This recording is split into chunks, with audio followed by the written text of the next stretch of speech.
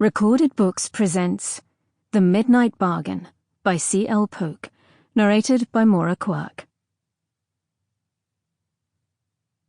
Chapter 1.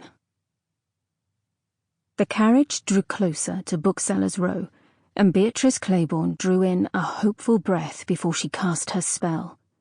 Head high, spine straight, she hid her hands in her pockets and curled her fingers into mystic signs as the fiacre jostled over green cobblestones.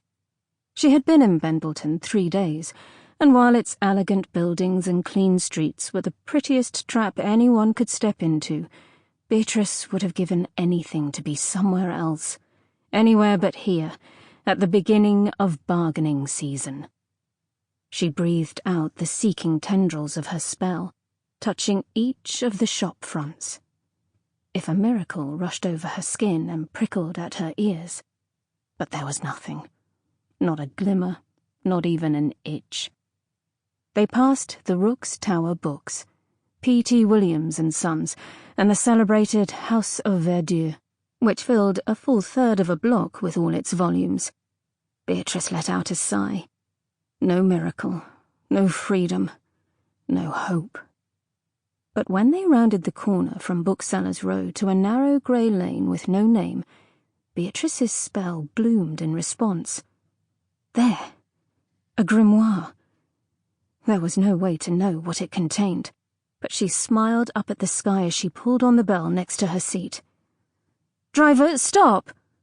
She slid forward on the fiacre's padded seat, ready to jump into the street by herself.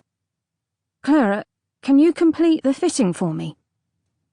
"Miss Beatrice, you mustn't!" Clara clutched at Beatrice's wrist. "It should be you." "You're exactly my size. It won't matter," Beatrice said. "Besides, you're better at the colour and trimmings and such. I'll just be a few minutes, I promise." Her maid companion shook her head. "You mustn't miss your appointment at the chapter house. I cannot stand in for you when you meet Danton Masonette the way I can at the dressmaker's." Beatrice was not going to let that book slip out of her grasp. She patted Clara's hand and wriggled loose. "I'll be there in time, Clara. I promise I won't miss it. I just need to buy a book." Clara tilted her head. "Why this place?" "I wrote to them," Beatrice lied. "Finding it is a stroke of luck. I won't be 10 minutes. Clara sighed and loosed her grip on Beatrice's wrist. "Very well." The driver moved to assist, but Beatrice vaulted to the street, tight-laced stays and all, and waved them off. "Thank you. Go!" She pivoted on one delicate pillar-heeled shoe and regarded the storefront. Harriman's was precisely the kind of bookstore Beatrice sought every time she was in a new town, the ones run by people who couldn't bear to throw books away no matter what was inside the covers, so long as they could be stacked and shelved and housed.